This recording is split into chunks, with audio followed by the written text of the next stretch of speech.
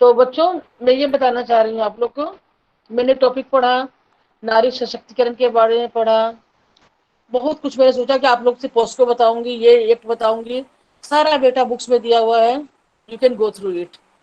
लेकिन जो बातें मैंने अभी आधे घंटे में मैंने सोचा, वो मैं अपने मन की भावनाएं तुमसे शेयर कर रही हूँ। बच्चों, लड़कियों को सशक्त होना बहुत जरूरी है, क्योंकि मैं 15 साल की उम्र से ही छात्रावास में रही हूँ, और मुझे ये बोलते हुए बहुत गर्व होता है कि आई एम सेल्फ मेड। मैं आप लोग को एक बात और बता दूं,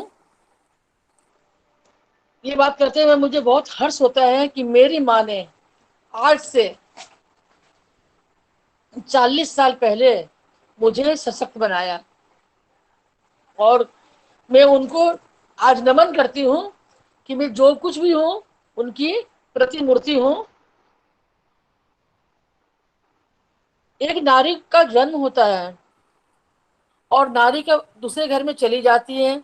अभी आप लोग बहुत लोग पढ़ रहे हो, कुछ लोग सिर्फ डिग्री के लिए पढ़ रहे हो, अपने सर्वांगीण विकास के लिए पढ़ना है। नारी सशक्तिकरण के लिए जो कार्यक्रम हमारे मुख्यमंत्री जी ने बनाया है वो सही है। नारी दुर्गा का रूप है, नारी सरस्वती भी है, नारी लक्ष्मी भी है, लेकिन सबसे पहले वो एक बेटी है, माँ है, बहन है। मैं एक ही बात कहना चाहती हूँ, सबसे पहले बेटा आप लोग स्वावलंबी बनो। स्वावलंबी का अर्थ सिर्फ अर्थ उपार्जन नहीं होता है कि हम 4 पैसे कमा के आए, कहीं नौकरी कर लें और सोचने लगे हम स्वावलंबी हो गए। स्वावलंबी का मतलब होता है मानसिक, शारीरिक, आर्थिक, सामाजिक रूप से स्वावलंबन। हम तभी सशक्त हो पाते हैं जब हम पढ़ते लिखते हैं, जब हम अपने कर्तव्य को जानेंगे, हम अपने अधिकारों को जानेंगे, हमें क्या करना चाहिए और क्या नहीं करना चाहिए। बहुत लोग तो आधी उम्र बीत जाने के बाद भी ये नहीं समझ पाते हैं कि क्या उचित है क्या अनुचित है। सबसे पहले तो बेटा आप लोग ये समझिए कि आपके लिए क्या उचित है क्या अनुचित है। मैं गाजीपुर जैसे रिमोट एरिया, मेरी पहली पोस्टिंग दुद्धि में हुई थी, वहां मैंने बच्चों को देखा।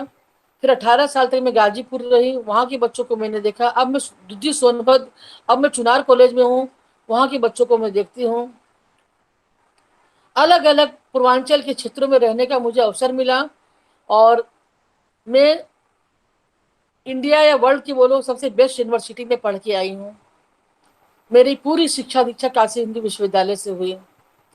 तो आप समझ सकते हो कि मुझे कितना परिदृश्य मिला, मुझे हर प्रांत के लोगों के साथ रहने का मौका मिला। देश विदेश हर तरह के लोगों के साथ मुझे रहने का अवसर मिला। ये मेरा सौभाग्य था कि मेरी माता जी मुझे, मैं एक बात आपको और बता दूं, मैं शारीरिक रूप में अस्थि विकलांग हूँ, मेरे पाँव में पोलियो है। और आप सोचो, मैं 1977 में मेरी माँ ने मुझे पढ़ने के लिए काशी हिंदू विश्वविद्यालय भेजा, और मैं एक बहुत ही रूढ़िवादी परिवार, मारवाड़ी परिवार से बिलोंग करती हूँ, जहां पर शिक्षा दीक्षा को कोई महत्व नहीं दिया जाता, ज्यादा से ज्यादा रुपया पैसा कमाने को महत्व दिया जाता है। लेकिन आप सोचिए कि मेरी माँ कितनी सशक्त महिला होंगी जिन्होंने मुझे पढ़ने के लिए बनारस भेजा। वो भी मैं शारीरिक रूप से स्वस्थ नहीं थी, फिर भी मुझे भेजा, क्योंकि उसी समय पर उनके मन में था नारी सशक्तिकरण, स्वावलंबी बनाने की भावना उनके मन में तब आई थी। आज तो हम लोग बहुत आगे आ गए हैं, बहुत सारी सुविधाएं हो गई हैं, बहुत सारी ये आ रहे हैं।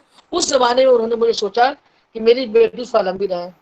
तो सबसे पहले मैं आप सबसे यही कहूंगी, बेटा आप आर्ट्स पढ़ो, साइंस पढ़ो, एग्रीकल्चर पढ़ो, कॉमर्स पढ़ो, जो पढ़ो कायदे से पढ़ो। और नौकरी नहीं भी करो तो कोई बात नहीं, एक अच्छी माँ बनना, अच्छी पत्नी बनना, जो अपना परिवार बढ़िया से चला सके। सशक्तिकरण की जहां तक बात आती है बेटा, यौन शोषण की बात आती है, महिला उत्पीड़न की बात आती है, आत्मरक्षा की बात आती है, हर औरत में, हर बच्चे में, हर जब से उनको सेंस संभालती हैं औरतें, बच्चियां, लड़कियां, उनको समझ में आ जाता है कौन हमें किस दृष्टि से देख रहा है। कक्षा 5-6 से जब लड़कियों में स्त्री जनित अंक का विकास हो जाता है, उसी समय से पुरुष उनको दूसरी नजर से देखने लगते हैं बेटा। एक पिता को छोड़कर हर कोई एक स्त्री को स्त्री की दृष्टि से देखता है। आप सब, मैं कभी कभी सोचती हूँ कि मैं क्या बहुत दुखियानुसी हूँ या बहुत पढ़ी लिखी हूँ, मुझे समझ में नहीं आता। क्योंकि मैं काशी हिंदू विश्वविद्यालय जैसे जगह पर उन्मुक्त वातावरण में रहकर जब मैं सोनभद्र, मिर्जापुर, गाजीपुर जैसे पूर्वांचल की पिछड़े जगह में देखी, तो मुझे लगा कि नहीं, हमारे गांव की जो लड़कियां हैं उनका पूर्ण रूप से विकास नहीं हो रहा है। वो आधुनिकता की तरफ जाती हैं, आधुनिक वस्त्र पहनती हैं, लेकिन मन में आधुनिकता नहीं है बेटा। मन से आधुनिक बनिए, वस्त्र से नहीं। वस्त्र कपड़े पहन के आधुनिक आधुनिक मतलब आप जींस और टॉप पहन के सोचती बहुत सुंदर लग रहे हैं, बहुत अच्छे लग रहे हैं, ऐसा नहीं है। कोई भी कपड़ा जींस पहनो, टॉप पहनो, एक शालीनता होनी चाहिए, एक शालीनता सौम्यता होनी चाहिए। आज अभी मैं देखती हूँ कभी कभी रास्ते भर जाते समय मोबाइल पर आप लोग बात कर रहे हो, आप में धैर्य की कमी है, बहुत ज्यादा हो रही है। आजकल हर चीज आदमी को इंस्टेंट चाहिए, तुरंत चाहिए। आप अपने दोस्तों से बात करते हो, वो आपकी रिकॉर्डिंग टेप कर लेते हैं। आप लोग तुरंत मिलना चाहते हो, तुरंत, अभी दोस्ती नहीं हुई मिलना शुरू कर देते हो, वो आपकी फोटोग्राफी प्रोनोग्राफी फोटो बना लेते हैं, आपने मैसेज वो टाइप कर देते हैं, वो आपको ब्लैकमेल करते हैं। बेटा कभी भी किसी से दोस्ती करिए बहुत समझ के करिए। आप व्हाट्सएप पर चैटिंग करते हो समझ के करिए, क्योंकि सब टेप होता है बेटा, फिर वो आपको ब्लैकमेल करते हैं। आपको ये आना चाहिए कि हमें अगर कोई छेड़ रहा है, अकेले में हम जा रहे हैं, तो हमको आपको जूडो कराटे वगैरह भी आना चाहिए, आत्मनियंत्रण आना चाहिए। एनएसएस एनसीसी रेंजर्स बहुत प्रोग्राम करवाते हैं हम लोग, उसमें सब हम लोग शिक्षा देते हैं। आपको सबसे पहला आपको मर्यादा का पालन करना चाहिए कि हम क्या करें क्या ना करें। आप कोई ऐसा कोई काम मत करिए जिसको आप किसी से शेयर न कर सके, किसी से आप बांट ना सके। आप वही काम करिए जिसको आप किसी से शेयर कर सकते हैं। क्योंकि लम्हों ने खता की, सदियों ने सजा पाई, एक छोटी सी भूल हमारी जिंदगी की धारा बदल देती है। इसीलिए कुछ भी करिए। आप युवतियां हैं, 13 से लेके 18 साल की, 21 साल की एज बहुत नाजुक होती है। इस समय पर आपको बहुत ज्यादा जागरूक होने की जरूरत है कि हमसे कोई गलती ना हो। आए दिन पेपर में आता है यहाँ पर व्यभिचार हो रहे हैं, यहाँ पर रेप हो रहा है, यहाँ बलात्कार हो रहा है। बेटा पहले भी होते थे, लेकिन पहले लड़कियों को दबा दिया जाता था, लड़कियां मुंह बंद करके बैठती थी। महादेवी वर्मा का एक में कथन है, बताना चाहते हैं, औरतें कहीं सुरक्षित नहीं, बाहर रहोगे तो कौवे खा जाएंगे, अंदर रहेंगे तो चूहे कुतर जाएंगे। आज भी वही है। पहले भी यौन शोषण होता था, घर के ही लोग, विधवा स्त्रियां जो बाल विधवा हो जाती थी 15 साल 5 साल 8 साल में, उनके मामा जीजा फूफा उनके साथ व्यभिचार करते थे, उनको गर्भवती बना देते थे। फिर काशी या मथुरा या कहीं तीर्थ स्थल में भेज दिया जाता था, वहां गर्भपात करवा के फिर उनको सर मुड़ा के सन्यासिनी बना दिया जाता था। लेकिन आजकल के ऐसा नहीं हो रहा है। आजकल सब लड़कियां जान रही हैं, माता पिता जागरूक हो रहे हैं, लड़कियां खुद जान रही है हमारे साथ क्या गलत है क्या सही है। इसलिए सबसे पहले आप ये जानिए क्या गलत और क्या सही। इसकी इस चीज को जान जाएंगे। अभी नवरात्र चल रहे हैं, मुख्यमंत्री जी ने सर्दी नवरात्र से वासंतिक नवरात्र तक नारियों को सशक्तिकरण की नीति दिया है। हम जितना भी वीडियो देख लें, जितना भी टेप देख लें, लेकिन सबसे पहले हमको आत्म अनुभूति होनी चाहिए हम क्या कर रहे हैं। स्व का मूल्यांकन ही बेटा सर्वश्रेष्ठ होता है। आदमी अगर अपना मूल्यांकन सही से नहीं कर पाएगा तो आदमी कुछ नहीं कर पाता है। आप जो कुछ भी कर रहे हैं, गलती होती है इंसान से, हर इंसान से गलती होती है। एक्सक्यूज मी, हर इंसान से गलती होती है, लेकिन गलती को जब आप समझ जाएंगे हमसे गलती हो गई, फिर उसको पुनरावृत्ति मत कीजिए। और आप लोग महाविद्यालय में एक शालीन पोशाक से आइए। शालीन पोशाक का अर्थ ये नहीं होता कि आप सलवार कमीज चुन्नी दुपट्टा लगाइए। आप ऐसा लगाइए कि आप अपने को आईने में देखिए, कॉलेज निकलने के पहले आईने में देखिए क्या हम क्या कैसे लग रहे हैं। अगर आप अपनी आंखों में अच्छे लगेंगे तो सबकी आंखों में अच्छी लगेंगे।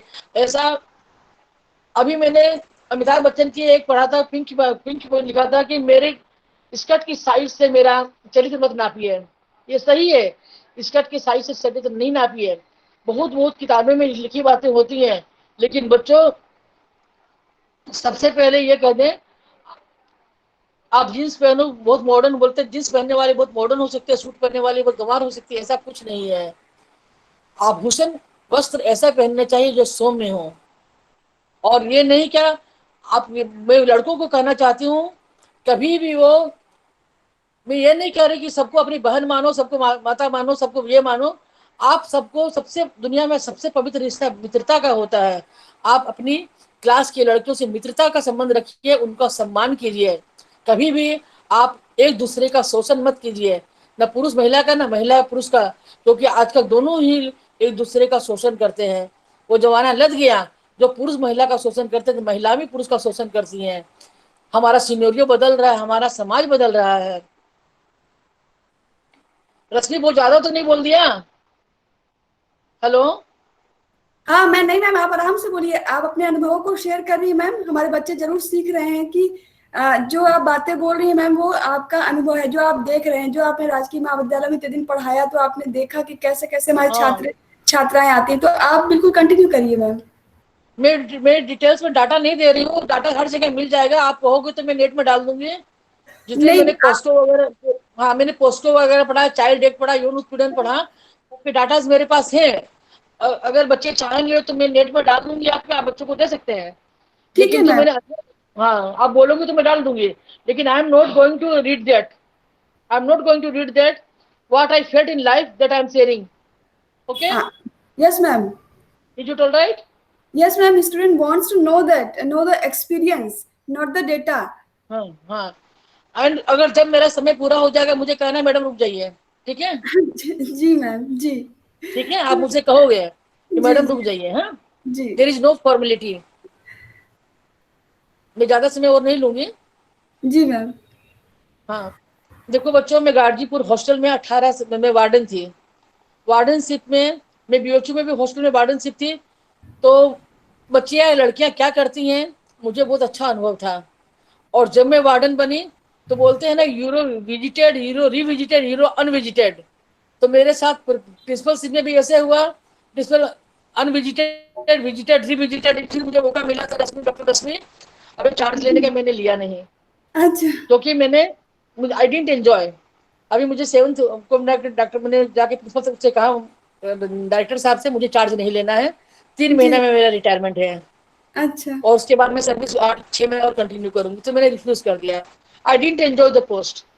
मुझे पढ़ाने में ही रुचि आती है, इससे ज्यादा, इससे ज्यादा एंजॉय में कोई चीज में नहीं कर सकती। पढ़ाने के सिवा मुझे नहीं मिलता है।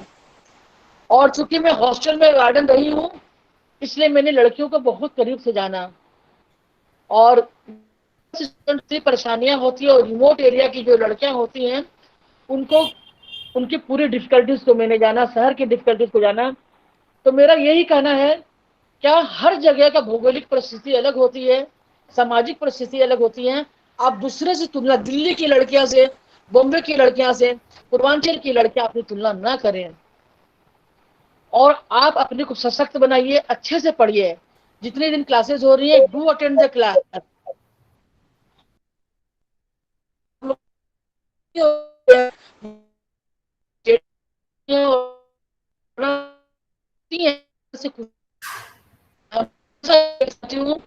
और मैं चेहरा बोलती हूँ कि लड़का चलता है या ये हुआ है। इस आप लोग कोशिश करिए, उसमें सेंसिटिविटी रखिए, क्योंकि ये एक बुजुर्ग की आंख है, हर कुछ पढ़ लेती है।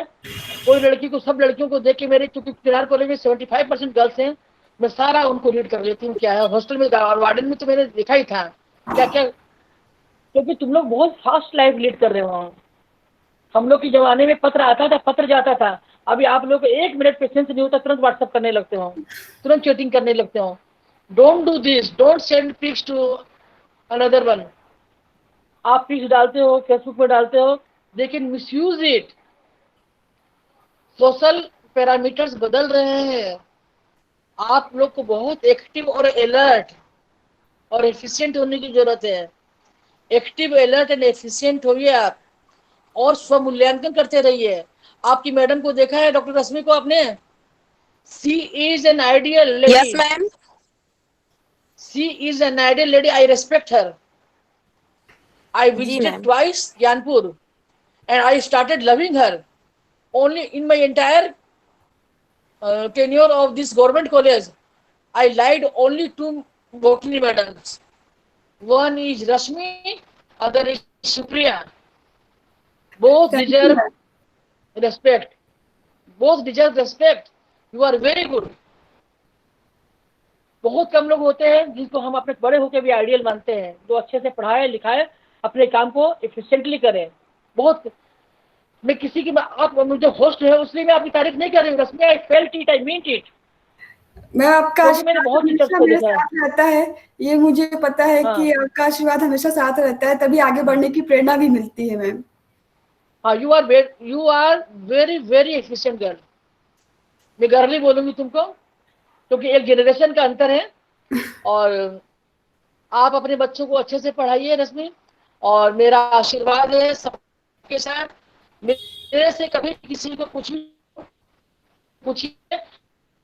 और हमारा 6 महीने का सेशन चल रहा है, तो उसमें अगर कोई प्रॉब्लम्स आएगी I will be with you, मुझे बताना। I will help, try to help you. और थैंक यू मैम। दोबारा जरूरत होगा तो आपके साथ जुड़ेंगे भी। आज तो मैं जुड़ना नहीं चाह रही थी, लेकिन मैंने बहुत साहस करके जोड़ेंगे, क्योंकि मैं भाषण अपने कॉलेज में भी नहीं देती है, मैं नहीं दे पाती भाषण। I don't like ma'am to give, से यही बट यही समस्या मेरे साथ भी है मैम। भाषण देना मुझे भी नहीं आता, लेकिन मैंने कहा जिस तरह से मैं इस प्रोग्राम को संचालित कर ले रही हूँ थोड़ा बहुत बोल करके, तो निश्चित रूप से आपके एक्सपीरियंस का जो अनुभव होगा वो हमारे बच्चों को मिल पाएगा, भले हम थोड़ा ही बोले तो क्या। बहुत बहुत धन्यवाद मैम। आप पता आपने नहीं आपको बच्चे को क्या मिला क्या नहीं मिला। मैं इजाजत चाहती हूँ। आप सब लोग को बहुत बहुत धन्यवाद for calling me. Thank you ma'am. और थैंक यू मैम। मैं चाहती हूँ, हाँ मैं चाहती हूँ सारे थैंक यू बच्चे मैम। एक अच्छी, सारी लड़कियां एक अच्छी लड़की बने, bold and beautiful. Very very thanks ma'am. That's thank you okay. Ma'am.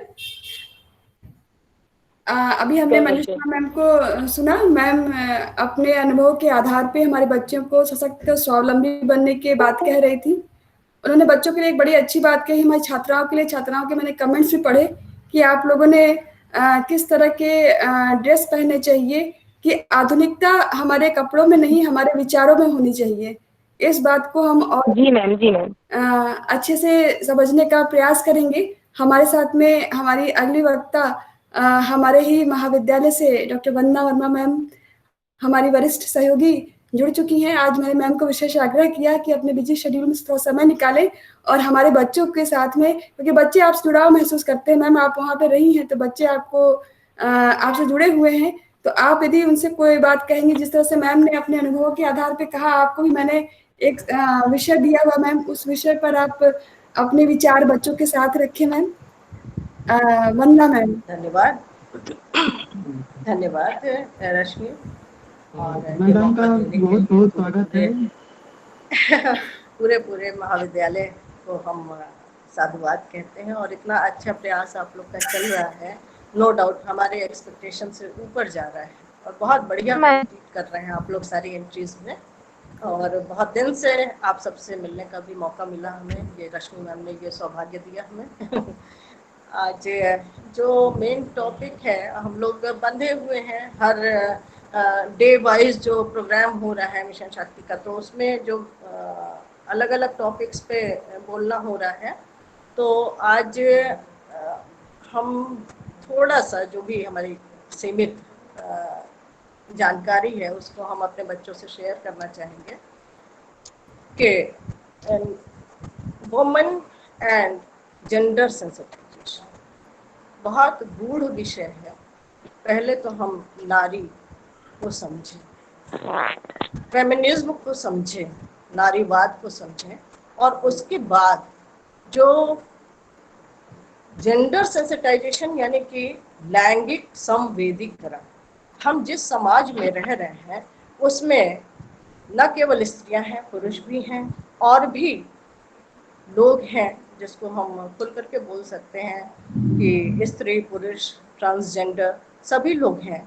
और इन लोगों की संवेदनशीलता बहुत ज़रूरी है समाज को आगे बढ़ाने के लिए। तो हम किस तरीके से इन समस्याओं से जूझते हुए, हम थोड़ा सा आपको 2 पार्ट में बताएंगे।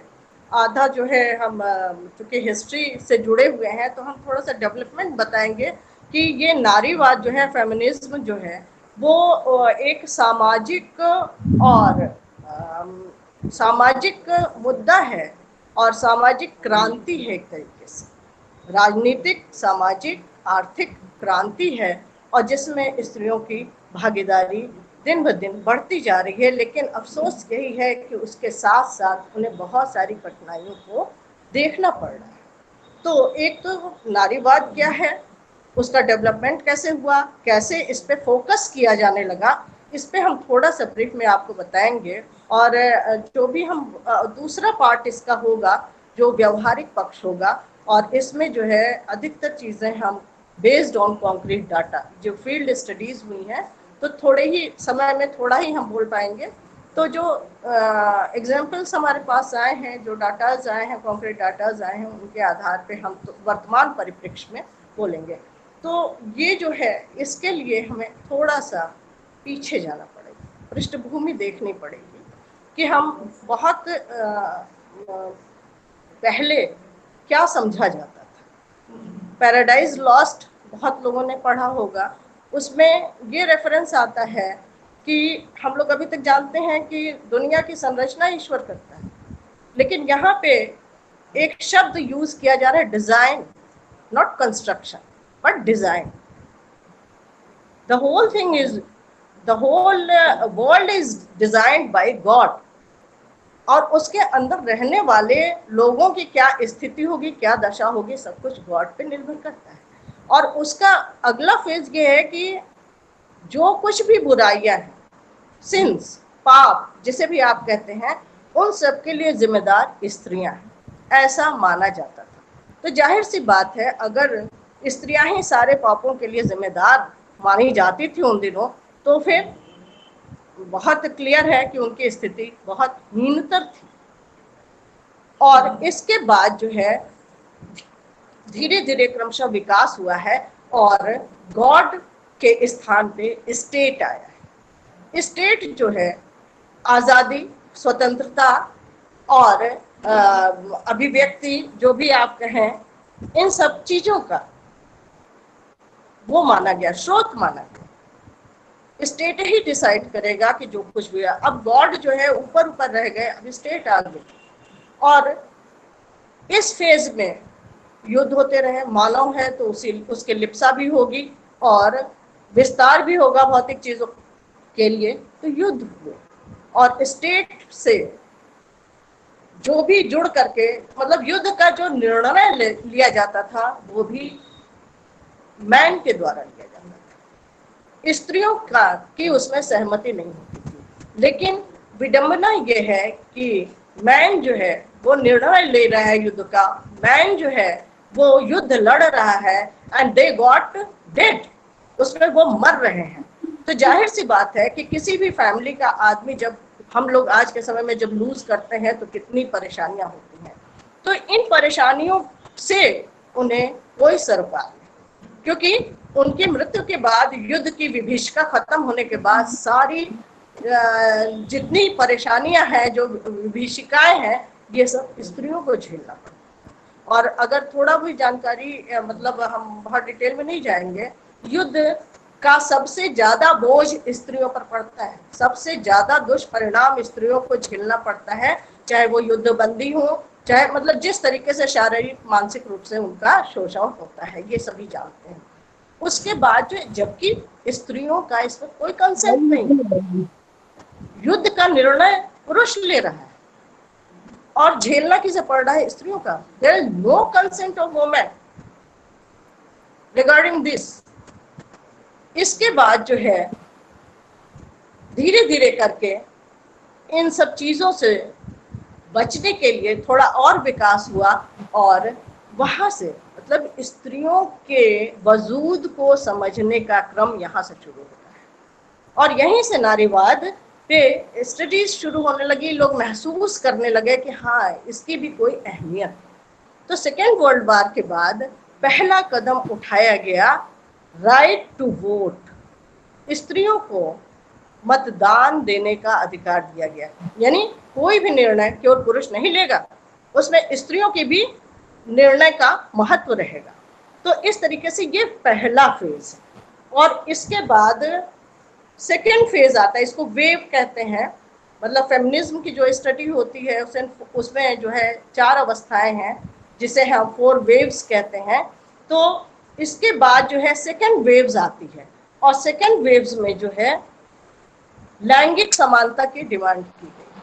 अब जाहिर सी बात है, लैंगिक समानता मानेंगे तो अभी तक जो समाज रहा है पुरुष प्रधान, वो उस चीज को एक्सेप्ट करने में उसे दिक्कत होगी। इसलिए वो जो है लैंगिक समानता का फेज जो है वो रेडिकल फेमिनिज्म में टर्न हुआ, और समाज में जो एक सौहार्दपूर्ण माहौल बनता है वहां रेडिकलिज्म उग्रता आने लगती। इसको जो है संतुलित करने के लिए थर्ड फेज आया, और जिसमें इलेक्ट्रॉनिक मीडिया का समावेश हुआ। समाज में इलेक्ट्रॉनिक मीडिया के आगमन से यहाँ पे सारी इंफॉर्मेशन सब तक मिलने लग गई, और सब के सब जो है आप देख रहे हैं लैंगिक समानता का क्वेश्चन उठ ही रहा था बहुत रेडिकल ढंग से, और सारी सूचनाएं जो मिलने लग गई, हर आदमी वेल इक्विप्ड होने लगा। अभी तक तो घूंघट के अंदर थी, तुम्हें क्या मालूम गांव में क्या हो रहा है, तुम्हें क्या मालूम शहर में क्या हो रहा है, लेकिन अब उसे भी जानकारी होने लगी। और इसका परिणाम ये हुआ कि बॉन्ड ऑफ एंगेजमेंट जो है या अटैचमेंट, ये धीरे धीरे कम होने लगा। ये जबरदस्त अटैक हुआ है, जो परिवार के अंदर, समाज के अंदर जो आपस में जुड़ाव था वो टूटने लगा है, बिखरने लगा है। और ऐसी स्थिति में वहाँ पे आइसोलेशन आने लगा है। हर आदमी अब टूटन बिखराव होगा तो हर आदमी दूसरे पे डिस्ट्रस्ट करेगा, ट्रस्ट की कमी आने लग गई, और उसके बाद जो है हर आदमी जो है एक दूसरे पे अविश्वास करने लगा। जाहिर सी बात है कि वो आइसोलेशन में चला गया। और आइसोलेशन कितनी बुरी चीज है एक इंसान के लिए, आप लोग इस वर्तमान समय में समझ सकते हैं कि एक मेंटली इल पर्सन जो है उसकी इलनेस का सबसे बड़ा कारण आइसोलेशन है। तो इस समय जो है धीरे धीरे करके इस समय समाज में जो है असहायता की स्थिति आ गई। हर आदमी असहाय होने लगा क्योंकि एक दूसरे से अलग होने लगा। इसके बाद जो है सबसे बड़ी समस्या फैमिली किचन के आने लगी। फैमिली किचन कैसे मैनेज किया जाए, उसमें जो है हम ही क्यों खाना बनाए, आप भी हेल्प कर सकते हैं, आप हम ही क्यों ये काम करें, आप भी कर सकते हैं, 2 हाथ हमारे हैं 2 हाथ तुम्हारे हैं। इस तरीके की टस्सल, आपसी संघर्ष, परिवार का बिखराव यहाँ से शुरू हुआ। और परिवार आप जानते हैं कि सबसे पहली समाज की इकाई है। अगर यहाँ बिखराव होगा तो समाज विकृत होगा, फिर राष्ट्र विकृत होगा, फिर देश विकृत होगा। तो ऐसी स्थितियां जो हैं ये थर्ड फेज में आई हैं। और इसमें जो है अगर हम इंडिया के परिप्रेक्ष्य में बात करें तो भारत में 19वीं शताब्दी में, काफ़ी बच्चे जानते भी हों जो हिस्ट्री, हिंदी सब कुछ पढ़ते हैं, सोशियोलॉजी पढ़ते हैं, तो जानते हैं कि 19वीं शताब्दी में भारत में पुनर्जागरण हुआ। और यहाँ से जो है जेंडर सेंसिटाइजेशन का उदय। यहाँ पर यहाँ पर आप देखें ईस्ट इंडिया कंपनी आई है, और ईस्ट इंडिया कंपनी का मोर और लेस सभी को आइडिया है, they have no ethic, no moral, ये सभी जानते हैं, केवल भौतिकतावादी उनका एटीट्यूड था। Comfort became universal. और उसके बाद जो है कैपिटल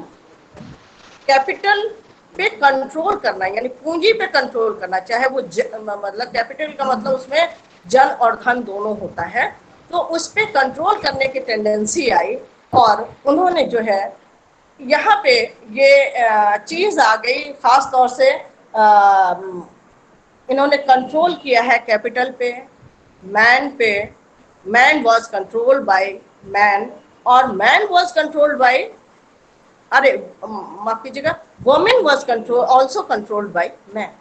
तो यहाँ पे फिर वुमेन क्या हो गई, चीज, वस्तु, इस तरीके की टेंडेंसी डेवलप हुई है। तो भारत की ये स्थिति थी और इसके बाद जो है जेंडर सेंसिटाइजेशन, जैसा हमने कहा कि पुनर्जागरण के साथ भारत में उसका उदय हुआ है। यहाँ पे हमारे खास जो है प्रणेता हैं राजा राम मोहन राय, उनके बारे में आप लोग जानते हैं, सती प्रथा को बैन किया। इसके अलावा एनी बेसेंट का बहुत बड़ा योगदान।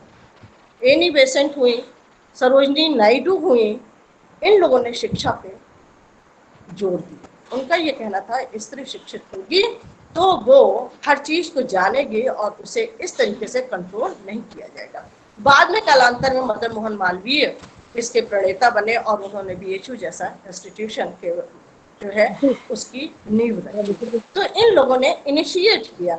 इसके इस फेज तक जो है धीरे धीरे ये फील किया जाने लगा कि लैंगिक समानता का जो बाह्य स्वरूप है वो विकसित हो चुका है। इलेक्ट्रॉनिक मीडिया आ गया, साइंस टेक्नोलॉजी आ गई, मेडिसिन आ गया, सब कुछ आ गया, ट्रांसपोर्टेशन आ गया, तो विकास हो चुका है। अब क्या जरूरत है कि भाई मैक्सिमम विकास हो जाएगा तो फिर हम क्या करेंगे। तब ये हुआ कि इस लैंगिक समानता को खत्म करने के लिए, खत्म तो नहीं हो सकता है, कम करने के लिए, just to minimize gender discrimination, one need, हम पुजारी जी भाषण दे रहे थे, ये जरूरत महसूस की गई कि आंतरिक विकास हो। और यहाँ पे बहुत इंटरेस्टिंग चीज ये है कि Europeans have the courage to take a turn, U turn. विदेशियों को इतनी हिम्मत थी कि उन्होंने यू टर्न लिया योग पे एम्फेसिस बहुत जबरदस्त हो आंतरिक विकास के लिए, और यू टर्न लेने का साहस यूरोपियंस में है और उन्होंने योग को बेस बनाया और नो मेडिसिन के कगार पे आए। आज हम लोग भी थोड़ा बहुत योगा कर लेते हैं लेकिन दवा छोड़ करके नहीं रह पाते। तो ये पोजीशन धीरे धीरे आई और इसके बाद जो है फोर्थ वेव ऑफ फेमिनिज्म शुरू हुआ और इसमें दिस वेव, ये fourth wave of feminism can be seen in sexual empowerment. धीरे धीरे ये महसूस किया जाने लगा कि हम किस तरीके से अपने समाज की स्त्रियों, बालिकाओं, बच्चियों को हम किस तरीके से उन्हें एम्पावर करें, सशक्त करें। इसका नतीजा ये हुआ कि जनवरी 2018 में सिक्योरिटी काउंसिल ने रेजोल्यूशन पास किया जिसमें हिंसा, असमानता, मतलब स्त्रियों के प्रति हिंसा, उनके प्रति असमानता को समाप्त करने का प्रयास किया गया। इसके साथ ही साथ जो है वृद्धा पेंशन योजना शुरू हुई। स्त्रियों को, असहाय स्त्रियों को मकान देने की पहल की गई और सैनिटाइजेशन पे भी पूरा ध्यान दिया गया कि प्रॉपर सैनिटाइजेशन हो ताकि इमॉर्टैलिटी रेट जो है उनकी, मॉर्टैलिटी रेट उनकी कम हो। और इसके बाद आप सभी जानते हैं कि लड़कियों को, बालिकाओं को निःशुल्क शिक्षा देने का प्रावधान गवर्नमेंट ने किया। तो ये जो है 4 फेज है। इस तरीके से डेवलपमेंट हुआ और इस समय हम लोग इसी के इर्द गिर्द घूम रहे हैं। अब इसमें जो है थोड़ा सा साहित्य पे हम ध्यान देंगे कि साहित्य, कितना वक्त है मैडम? रश्मि मैम,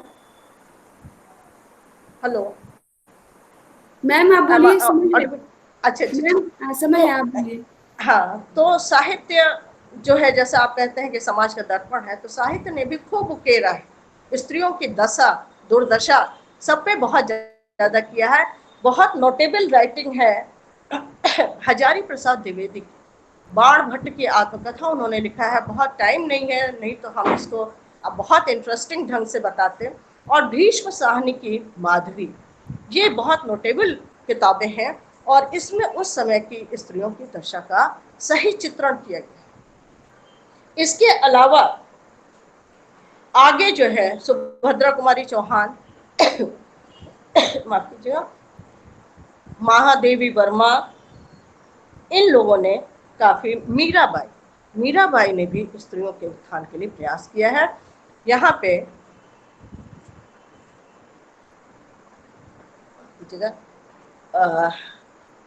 महादेवी वर्मा का और सुभद्रा कुमारी चौहान का मेन मोटिव था कि जो स्त्रियां हैं उन्हें हम कैसे पुनर्वासित करें। जो छोड़ी गई स्त्रियां, त्यक्त स्त्रियां हैं, जैसा आप जानते हैं विधवा होने के बाद उनकी कोई कीमत नहीं रह जाती, अभी मंजू मैम ने बहुत अच्छे से बताया। तो जो असहाय स्त्रियां हैं उन्हें हम पुनर्वासित कैसे, इस पे उन्होंने अच्छा काम किया है। और मुस्लिम लेखिकाओं ने भी जबरदस्त खुल करके लिखा है। इसमें नाहिद है, किश्वर नाहिद, इन्होंने लिखा है बुरी औरत की कथा। इसके अलावा तहमानी दुरानी है जो कि मेरा हक पुस्तक की रचना की है, और तस्लीमा नसरीन को सभी लोग जानते हैं जिन्होंने लज्जा लिखी, और एक रचना और है नष्ट लड़की नष्ट गद्य। इस तरीके की रचना की गई है और बहुत खुल करके ये लोग सामने आए हैं। इन्होंने, आप जानते हैं कि स्त्रियों का कितना शोषण होता है किसी भी समाज में, चाहे हिंदू हो चाहे मुस्लिम हो। उसमें जो है इन्होंने यहाँ तक कि मैन को, जैसा हम लोग वैदिक साहित्य में देखे हैं कि स्त्री और पुरुष एक रथ के दो चक्र हैं तभी रथ चल पाता है, लेकिन इन्होंने अपोनेंट माना है, पुरुष को स्त्री का अपोनेंट माना है। इस लेवल तक दुराव हो गया था, इस लेवल तक उनके मन में द्वेष आ गया था। और उसके बाद उन्होंने ये डिसाइड किया कि स्त्री स्वतंत्र तब तक नहीं होगी जब तक उसका हक, उसका अधिकार उसके शरीर और उसके कोख पे न हो। तो ये बहुत ही जबरदस्त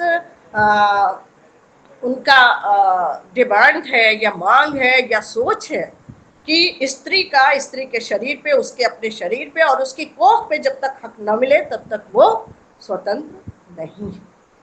तो ये सब चीजें आप दैनिक रूटीन में, दैनिक समाचार में आए दिन देखते हैं कि कौन डिसीजन लेता है इन सब चीज़ों के बारे में। इसके बाद लेकिन एक इसमें वो भी है, कहा जा सकता है कि अपवाद है, हो जनजाति।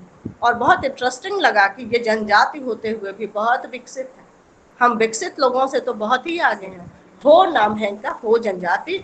ये लोग, इनके समाज में कोई लैंगिक डिस्क्रिमिनेशन नहीं है, और यही एक समाज है जिसमें लड़कियों के जन्म होने पर उत्सव किया जाता है। तो इस तरीके से समय बदलता गया और हर तरह से रचनाएं होती गई। साहित्य को हमने टच किया है क्योंकि बड़ी मार्मिक वर्णन रहता है इसमें स्त्रियों का। इसके अलावा जो है मैत्रेयी पुष्पा, वंदना टेले और निर्मला पुतुल, इन लोगों ने स्त्रियों के ऊपर बहुत बहुत सुंदर काम किया है। अगर मौका मिले तो ज़रूर पढ़ना चाहिए, बहुत ही रिमार्केबल काम किया है। अब हम आ जाए अपने सेकेंड फेज पे। समय की कमी है, अदरवाइज इंटरेस्टिंग है बहुत ही ज़्यादा ये टॉपिक, व्यवहारिक पक्ष पे। और इसमें फील्ड स्टडीज़ पे आधारित कुछ कॉन्क्रीट बेस्ड डाटा है। हम डाटा पढ़ेंगे नहीं, लेकिन उसमें एक दो एग्जाम्पल्स बताएंगे। एक बड़ा अछूता पक्ष है, और जब हमने इसे पढ़ा और सुना तो मुझे भी हैरानी हुई ये कि जेल में जो संवासिनी होती है, यानी स्त्री, वुमेन प्रिजनर्स, उनके बारे में चर्चा की गई। और ये चर्चा मैंने सुनी थी, वो जो है IPS मतलब जेल सुपरिटेंडेंट लेडी थी, और बाद में वो एकेडमिक लाइन उन्होंने ज्वाइन किया। तो उन्होंने बताया आत्मबीती, और आत्मबीती क्या मतलब उनका अपना अनुभव जो था, जो उन्होंने देखा वो बताया कि घरेलू हिंसा के शिकार अच्छे परिवार की स्त्रियां होती हैं और वो सरेंडर नहीं करती हैं, और जाहिर सी बात है कि वो कुछ न कुछ कांड कर देती हैं, उसके बाद ही वो बंदी बनती हैं। तो ऐसी स्त्रियों के लिए आप शॉक्ड हो जाएंगे कि ससुराल वाले जाइए, ससुराल में ही तो कुछ न कोई केस होता है, या तो मर्डर करके जब भागती हैं या जो कुछ भी है जख्मी करके भागती हैं। तो वो अपने बचाव में जो भागती हैं और बचाव में जो काम करती हैं उसके बाद उन्हें जेल होता है। तो ऐसी स्त्रियां अच्छे परिवेश से, तो क्योंकि ससुराल में ही केस हुआ है, इसलिए ससुराल तो तुरंत नाता तोड़ता है। और उसके बाद जो है 2-4-6 साल तक पेरेंट्स आते हैं, 2-4 बार आकर के मिल लेते हैं उसके अपने मायके वाले, और लेकिन उन मायके वालों को भी ये डर रहता है कि हमारे छोटे बच्चे हैं, उनकी शादी ब्याह कैसे होगा अगर हम इनसे नाता जोड़े रहेंगे। तो ये बहुत ही व्यवहारिक पक्ष है और मतलब दिल को छू जाने वाली स्थिति है कि उन स्त्रियों ने जेल में उनका जो कैद का समय है वो भुगतने के बाद she denied to go out of jail. उन्होंने मना कर दिया कि हम कहाँ जाएंगे। और उसमें उन्होंने, वो जो जेल सुप्रिटेंडेंट थी, उन्होंने ये बताया कि बीच में बिल्कुल किसी का भी मिलना जुलना खत्म हो गया, न मायके से न ससुराल से। फिर अचानक जब उनको रिलीज करने का टाइम आया तो उसके 2-4-6 महीने पहले कुछ लोग उनसे मिलने आ जाते थे। और अब हमारे बच्चे भी अब मैच्योर हैं, हमें कहने में कोई झिझक नहीं होगी कि वो सब डीलर होते थे। वो ये कहते थे ना तुम मायका जा पाओगी ना ससुराल जा पाओगी, अब तो कोई ठिकाना नहीं है।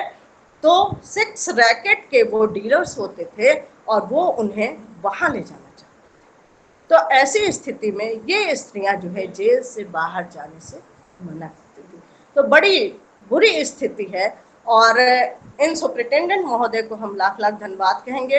इन्होंने प्रयास करके, इन्होंने और भी लोगों ने प्रयास करके उनके पुनर्वास की जो सामाजिक, देखिए पुनर्वास आप इकोनॉमिकली फिर भी कर लेंगे, मकान दे देगा सरकार, लेकिन जो सामाजिक सामाजिक यानी सोशल एक्सेप्टेंस की बात है, तो सामाजिक आर्थिक पुनर्वास की समस्या आई।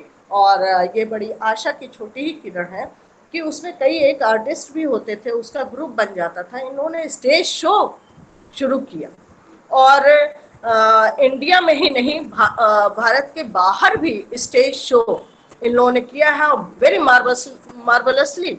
हमने वो देखा है, उनका नृत्य देखा है, पूरी वीडियो मैंने देखी है, इतने मास्टरली उन्होंने किया है।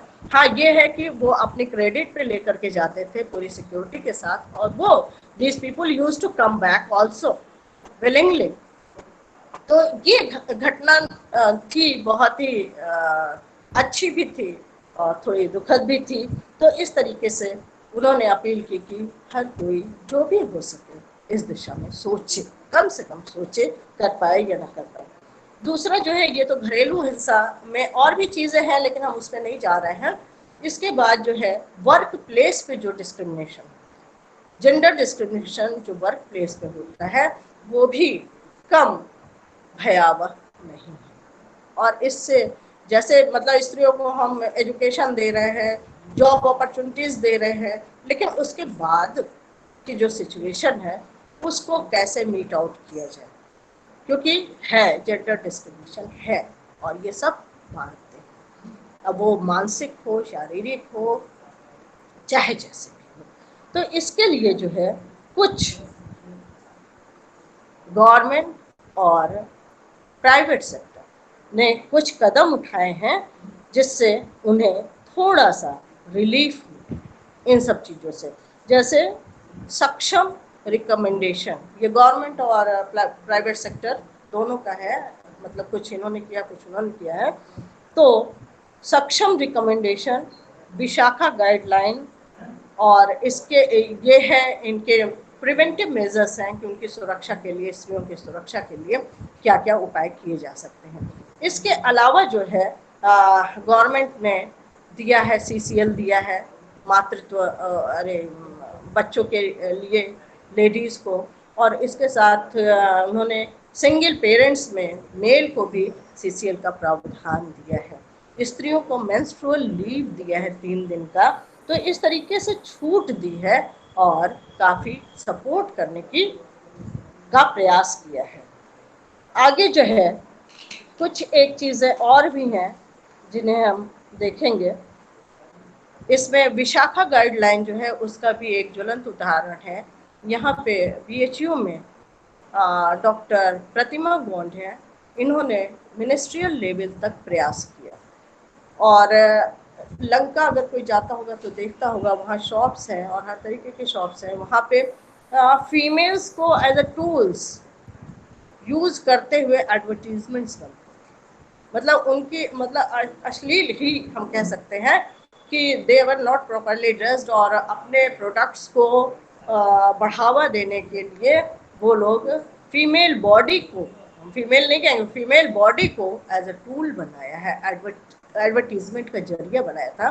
तो इसके लिए प्रतिमा गौड़ मैम और उनके साथ के काफ़ी सहयोगियों ने इसके अगेंस्ट काफ़ी प्रयास किया है और उन्हें सफलता भी मिली है इस तरीके के शॉप्स, इस तरीके के एडवर्टीजमेंट्स को बंद कराने का। ये सब छोटे छोटे एग्जाम्पल्स हैं जिसे हम कोट कर रहे हैं। इसके अलावा जो है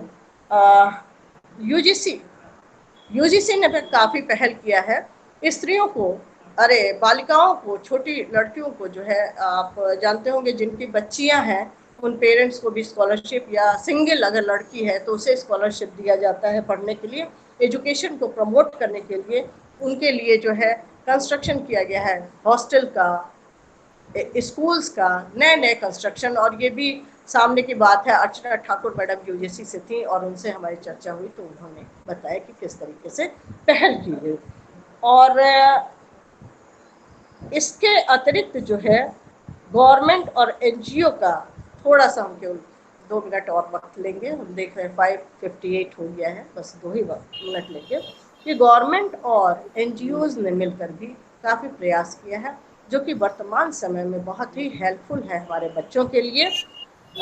इसमें है ये प्रतिरक्षात्मक प्रिवेंटिव मेजर्स है, इसमें APPS ये ऐप है, SOS ऐप है, हेल्पलाइन ऐप है, और इस तरीके की चीज़ों को उन्होंने प्रमोट करके जो है स्त्रियों को, बच्चियों को, छोटी बच्चियों को जो एडोलसेंट होती हैं, उन्हें मालूम नहीं होता है कि किस तरीके से परेशानी है और कैसे उन्हें आकस्मिक स्थिति में किस तरीके से उन्हें अपनी सेफ्टी के लिए उपाय करना चाहिए, किस तरीके के मेजर्स उन्होंने किए हैं।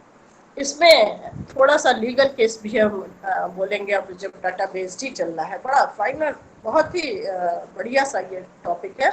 इसमें फूल मनी दासी रेप केस है और दूसरा हदिया कोर्ट केस है, तीसरा मोहम्मद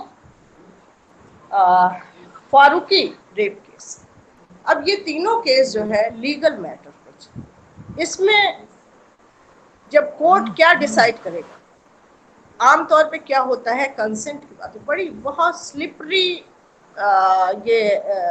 वो है, कॉन्टेक्चुअलाइजिंग कंसेंट वाज स्टडीड, और बहुत स्लिपरी डिफरेंस है इनके बीच में। ये बहुत ही स्लिपरी फिनोमिना है कि कंसेंट होते हुए भी आपने कह दिया कंसेंट था, लेकिन उसके बाद भी सेक्सुअल हैरेसमेंट हुआ, उसके लिए वो लेडी तैयार नहीं थी। तो ये बहुत बहुत फाइन चीज़ है, और इन चीज़ों को जब हम कोर्ट में सामने लाते हैं तो उसमें यही होता, कंसेंट था नहीं था, लेकिन कंसेंट कितना था और एक्चुअली घटना कितनी हुई, इसको जज करने का कोई मेजरमेंट। और इन इश्यूज पे यहाँ पे कहा जाता है कि यहाँ पे लीगल परसुएशन या कोर्ट भी हेल्पलेस। तो इसमें जब तक हम लोग सामाजिक रूप से अवेकेंड नहीं होंगे, और फिर हम वही शब्द का यूज कर रहे हैं जेंडर सेंसिटाइजेशन, जब तक पुरुष भी उतना ही संवेदनशील नहीं होगा। सेंसिटाइजेशन मतलब हम संवेदनशील बनाएं, या फिर वो वर्ग भी उतना ही संवेदनशील।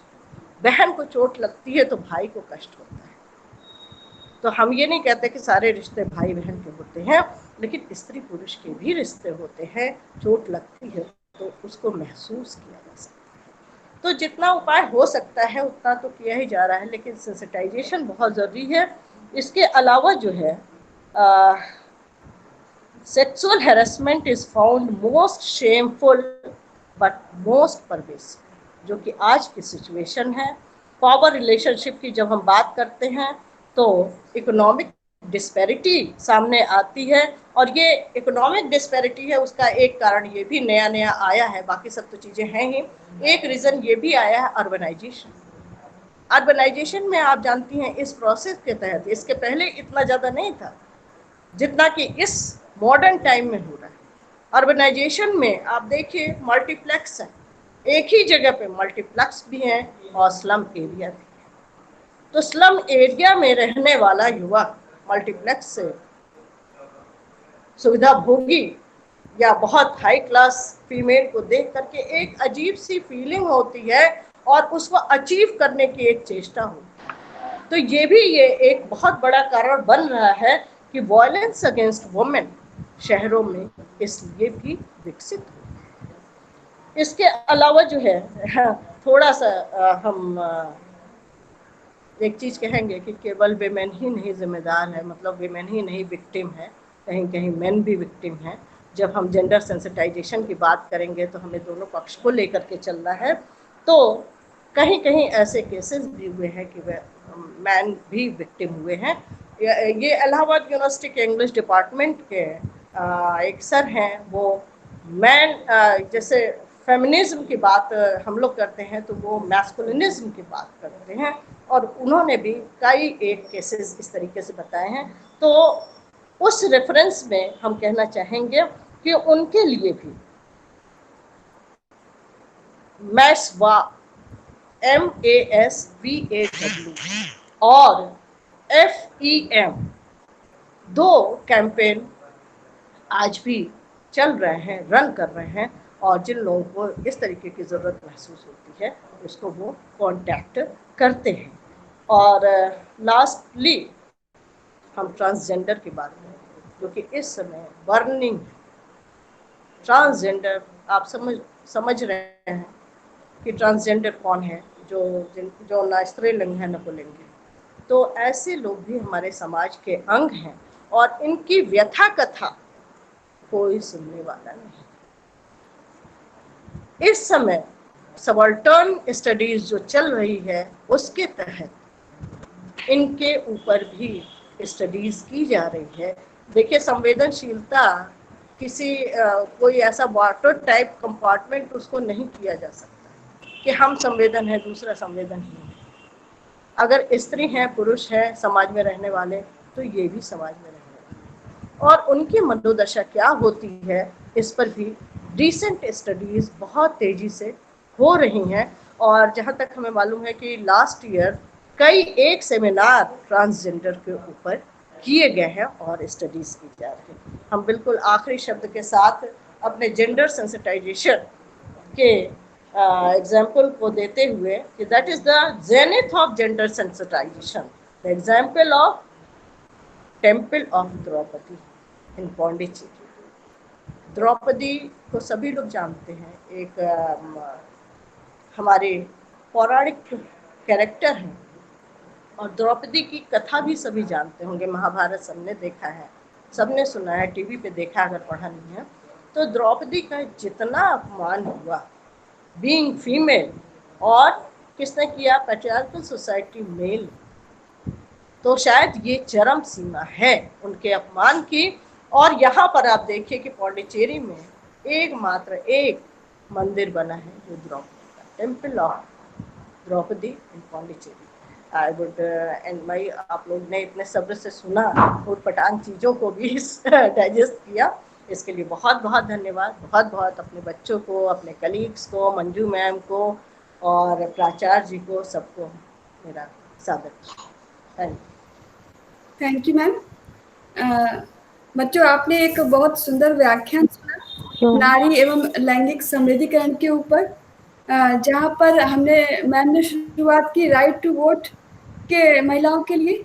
उसके बाद हम लोग वहाँ से चले तो आए इलेक्ट्रॉनिक मीडिया के कम अप तक, मीराबाई से लेकर के तस्लीमा नसरीन तक।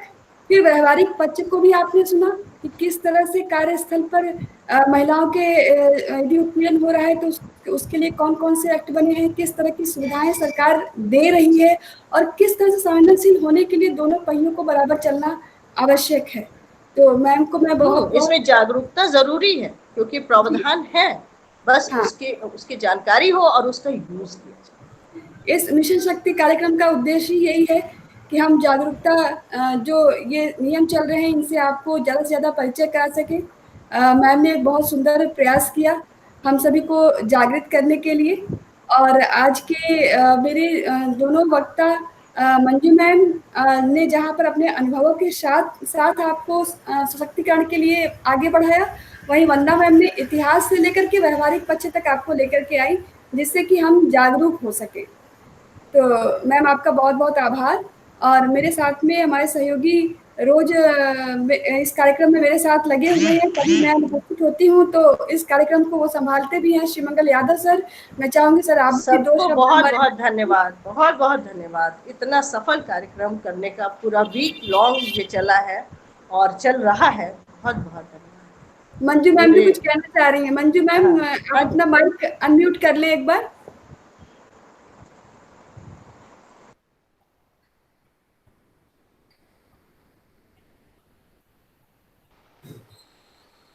मुझे वंदना मैडम का लेक्चर बहुत ही अच्छा लगा और रियली मैडम बहुत अच्छा बोली आप।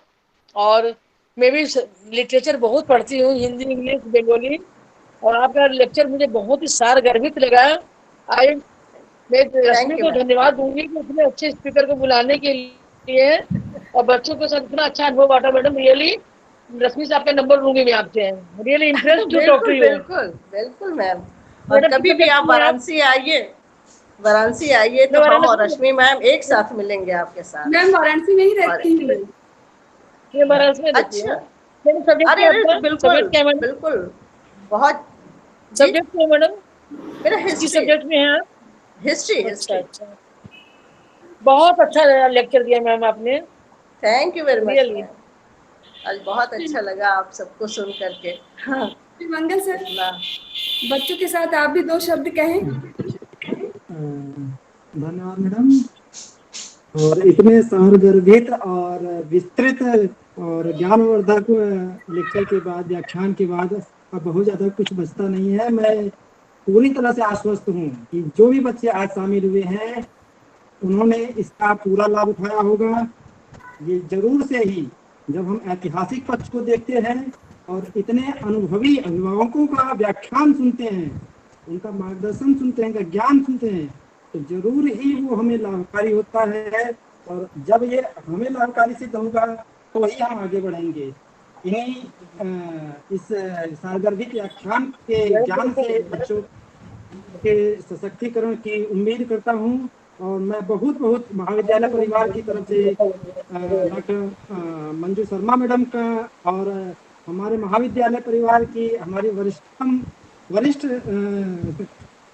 शिक्षक साथी डॉक्टर वंदना वर्मा मैडम का हृदय से आभार ज्ञापित करता हूँ कि मैडम इस अरे बस चूंकि करो। वेबिनार तो हम लोग करा ही रहे हैं, लेकिन इसे इतना अर्थपूर्ण बनाने के लिए, प्रोडक्टिव बनाने के लिए आप सभी ने जो भी बच्चों का मार्गदर्शन किया है तो उसके लिए महाविद्यालय परिवार आभारी रहेगा।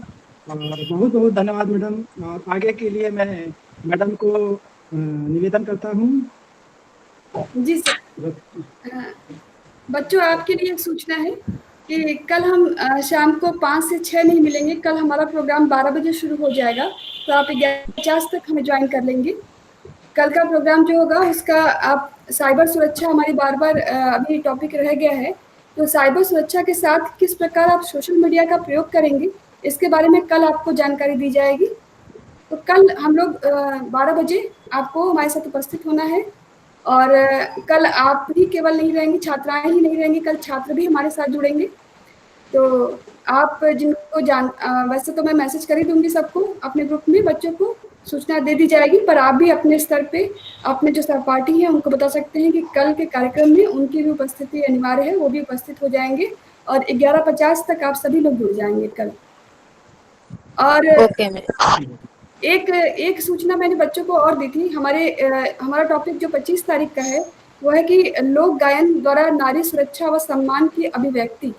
इसके लिए मैंने अपनी छात्राओं से आग्रह किया था कि जो छात्राएँ, कुछ छात्राओं को मैं जानती हूँ जो लोकगीत के ज़रिए नारी सम्मान के बारे में व्याख्या करती हैं, जैसे ममता को मैं जानती हूँ, वर्षा को मैं जानती हूँ। उनके अलावा भी जो छात्राएँ हैं जो इस तरह से रुचि रखती हैं, कृपया वो मुझे आज या कल तक में बता दें, जिससे कि परसों हम इस कार्यक्रम को सुचारू रूप से चला सकें। और परसों हमारा कार्यक्रम समापन सत्र होगा और समापन सत्र के साथ जो है ये हमारा नवरात्र का त्योहार भी खत्म हो रहा है उस दिन। तो आपको सशक्तिकरण के इतने सारे टूल्स दिए गए हैं कि निश्चित रूप से जब आप महाविद्यालय खुलने पर हमारे साथ मिलेंगी तो आप स्वयं भी सशक्त होंगी और अपने साथ जो छात्राएं इस कार्यक्रम में नहीं जुड़ पा रही हैं उनको भी सशक्त करने का प्रयास करेंगी। आप सबका बहुत बहुत धन्यवाद बच्चों, और हमारे दोनों मुख्य वक्ताओं को मेरा सादर प्रणाम। धन्यवाद। नमस्कार। आप सभी को सादर प्रणाम मेरी तरफ से मैम।